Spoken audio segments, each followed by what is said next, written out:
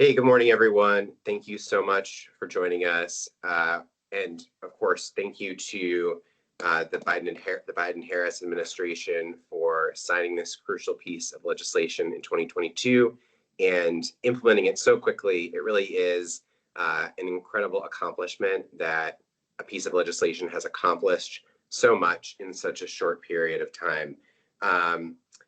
The Inflation Reduction Act and its sister act, the CHIPS and Science Act, which we'll celebrate at a later date, came about at a really crucial time in American history where we recognize that the future of energy production, the future of science investment, the future of defense, and chips manufacturing were slipping away from American leadership. And the administration took the opportunity to put America back in the story and in a leadership role.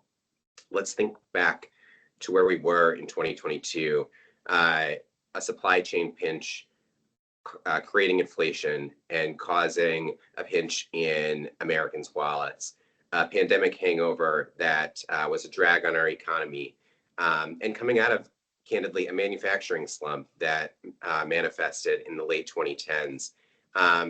And just beginning the momentum to come out of that. And where are we now? We are in the midst of a manufacturing boom like we haven't seen in decades. Since the Inflation Reduction Act was signed, manufacturing investment nationwide has nearly doubled. Inflation is under 3% for the first time in recent memory, and prescription drug prices are down.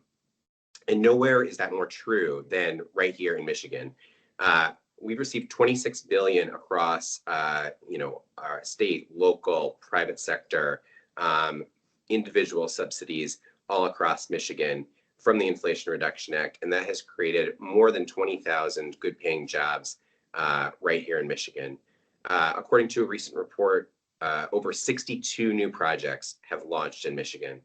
And just to put that in a little bit of context, to make it really real for people, prior to passage of the Inflation Reduction Act, the United States had only 2 electric vehicle battery manufacturing plants.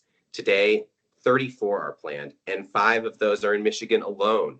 That is an incredible statistic and an incredible accomplishment in such a short period of time. And it's no coincidence that Michigan is in this role and in this leadership position. I should have introduced myself at the beginning.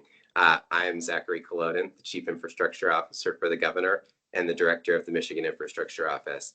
The Governor created the Infrastructure Office in order to coordinate these federal funding efforts. And we've put more dedicated effort in terms of staff time and financial resources into pulling down federal funds than almost any other state. The Governor created the Make It in Michigan Competitiveness Fund to supply match dollars so that federal projects can get across the finish line. She signed the Clean Energy and Jobs Act in late 2023, set up a technical assistance center to help local communities access these funds. So it's not just the big players that can pull down Inflation Reduction Act dollars. It's communities, from Sault Ste. Marie to Kalamazoo, to small towns across Wayne County, and it's not just new jobs that the Inflation Reduction Act has created the opportunity for. It's also lowering costs for families. Again, can't say it enough. Inflation is under 3%. The Inflation Reduction Act capped out-of-pocket insulin costs at $35, and by letting Medicare negotiate with prescription drug companies, the Inflation Reduction Act saves seniors and taxpayers money. We're also lowering the cost of buying and owning a car.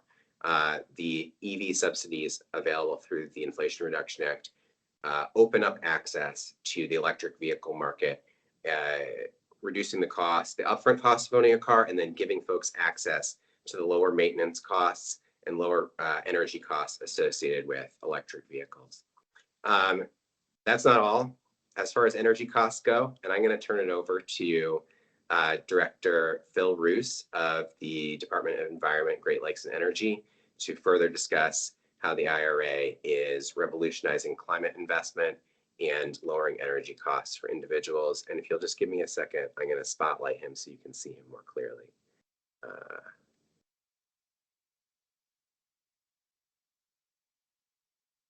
Phil, you've been spotlighted. Go ahead. Oh, I'm honored. Thanks so much, Zach. And thanks for personally leading the charge in all of our efforts at the state level at accessing and deploying federal dollars and helping us rebuild our infrastructure for the future of our great state. And thanks to all of you for joining this conference. I'm Phil Roos. I'm the director of Michigan's Department of Environment, Great Lakes, and Energy, otherwise known as EGLE. I want to start by thanking the Biden and Harris administration and our hardworking congressional team for getting the Inflation Reduction Act, which is the single largest investment in climate and clean energy in our history, getting that over the finish line. What a big achievement. One of my top priorities as the director of EGLE has been supporting a robust climate strategy that protects Michiganders from the worst impacts of climate and builds a more sustainable future for all our residents now and into the future. I'm happy to say that Michigan has secured literally billions of dollars in climate and clean energy investments that are transforming our communities for the better. The IRA is allowing us to build out clean and renewable energy and electric vehicle technologies across the state, which is helping families to lower their energy costs. It's helping businesses to grow our clean energy economy. And it's driving action on the state's aggressive My Healthy Climate plan. The team has aggressively pursued federal funding opportunities to implement the My Healthy Climate plan, which is our roadmap to 100% carbon neutrality by 2050, and Governor Whitmer's new historic clean energy laws, which were passed last fall. A few exciting highlights I'd like to share include the recent $129 million investment from the Climate Pollution Reduction Grant Program. This funding is going to help us to accelerate the deployment of solar, wind, and storage, including on brownfield sites across the state, ensuring that all communities have access to the benefits of hosting these projects. The nearly $212 million investment from the Home Energy Rebates Program that'll help at least 10,000 families save money on their utility bills and improve their homes with energy efficiency upgrades and new appliances so that the benefits of this new clean energy economy and renewable energy are available to everybody across the state. These dollars will be available to apply for later this fall, so stay tuned on that. We'll have more to share in the future. And there's so many more investments to be excited about. By investing in clean energy and climate solutions, the Biden-Harris administration has invested in our future, the future of our people, planet, and economy. Because of the IRA and Governor Whitmer's leadership, Michigan's truly at the forefront of the clean energy future. We have some of the strongest clean energy laws in the nation. We lead the Midwest in clean energy job growth, and we are proudly #1 in the country for bringing home funding for IRA projects, over $26 billion in investment supporting over 21,000 jobs. These projects are in urban centers and the suburbs, in our tribal communities, and also in our rural communities across our two peninsulas. Everyone is benefiting from these investments. They're helping us to grow the middle class, creating good paying jobs, bringing supply chains home, and importantly, lowering costs for families. I want to give a huge thank you to Governor Whitmer for her leadership in clean energy and her commitment to protecting everything that makes Michigan great.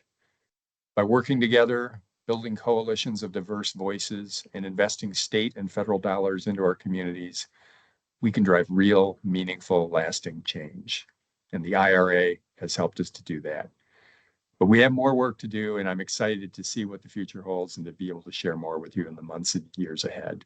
Thank you so much. And I get to proudly introduce Mayor Andy Shore of Lansing, and there are some really amazing things going on under his leadership in the state connected to funds available from the IRA in particular. So over to Mayor Shore. All right. Well, thank you, Mr. Director. I just want to make sure you all can hear me. I might be having internet issues. If anything happens, let me know. I'll turn off the camera and put myself just on audio. The challenges of being home. Well, I do want to thank the director. I want to thank everyone over at EGLE. I know that this has been a priority for you all to help us to get the money and to get it out. I want to thank the governor. Her leadership and advocacy at the federal level has been tremendous for all of Michigan. I want to thank our Congresswoman Alyssa Slotkin and our senators Debbie Stabenow and Gary Peters, because but for them this doesn't happen. So happy birthday to the Inflation Reduction Act, and what a great birthday it is. We in Lansing have prioritized. I always joke that we're throwing out the net and trying to catch as many dollars that are flowing from the federal government. For years, my first 5-6 years, mayors all around the country, we held what was called Infrastructure Week, where we begged and pleaded for money for infrastructure. And since the IRA and the bipartisan infrastructure law and CHIPS, as was mentioned, now we're not begging and pleading. We're trying to capture as much of it as we can.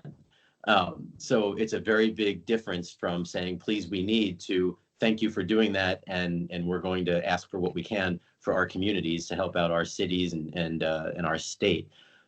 Lansing certainly is utilizing these dollars for our future. I always say that Lansing's time is now, and I truly believe that. There's so much going on in the city of Lansing, but we also have to look to our future. So when you look at sustainability, we have created a sustainability manager and a commission. We did that early and wanted to create a plan, a climate action plan, and now we're able to fund good parts of that plan. And that is really exciting. When we look at our city fleet and conversion into electric, when we look at our Board of Water and Light, who has now gotten out of coal, moving into natural gas, and then with an eye to renewables as they become more available. And then you look at Lansing as an EV capital of the world. We know that we make cars here. We know that we're really good at it. So when Ultium announced they were putting a battery plant in right here in Lansing, that was exciting. Using federal, state, local dollars, we all kind of chipped in, and we're talking 1,700 jobs and 2.7 billion with a B, $1 billion of investment.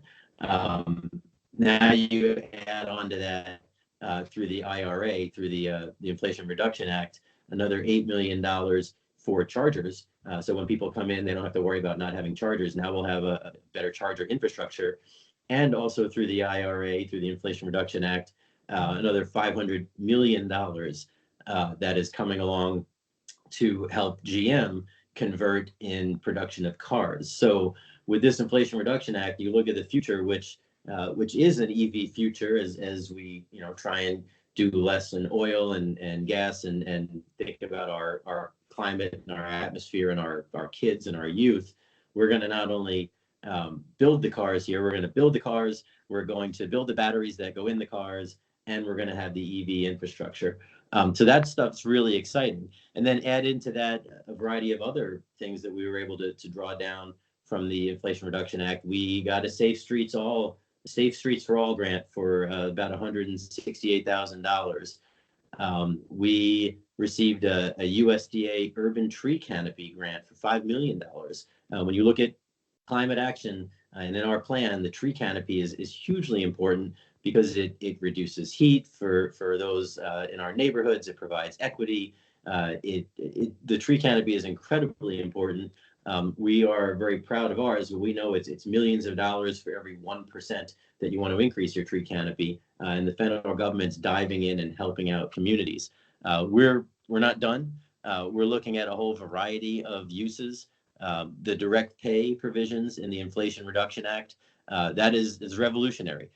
We know that private industry and private developers and others can get tax credits to help out develop, and we work with ours all the time to use it. But local governments and nonprofits and religious institutions can't because they don't pay taxes. This provision will allow for these things to be done and then to be, in essence, paid back the equivalent of what would have been a tax credit. And again, in talking to Eagle, the director and his staff have been tremendously helpful as we navigate how do you do that up front and then get repaid at the back end, and how can our state help us. So all credit to the director, to the governor, to make sure that we can fill the gaps, and we'll continue to talk to Eagle about that. And then finally, we will be planning to apply once again for the Reconnecting Communities grant.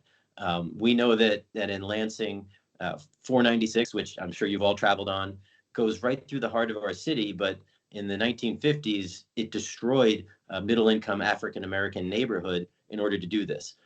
When we saw the Reconnecting Communities grant, we thought this was written for Lansing, but it turns out it was written for a lot of communities. So we were not successful in the first round. We were going to be applying once again, and we believe that this is very important. We're looking to cap 496, put something over top, a park, something that recognizes neighborhoods that were there. We've seen this done successfully in other areas of the country, and we're going to be diving into that also. And again, we believe that it was written for us, so we'll continue to push for that. But all of these provisions in the IRA are benefiting Lansing residents, they're benefiting Michigan residents, they're benefiting us nationally. And then again, the collaboration between state agencies, our city and other local governments, businesses, community organizations. This is a monumental time. This was just an incredible piece of legislation, and we're really excited to move forward and continue to move forward utilizing this. This is not, a one and done. You get some money and then it exhausts with the direct pay and other provisions in the law. This is going to be ongoing, and it's going to have real impact as we move forward. And we'll look back on this and talk about this as a monumental time in our nation.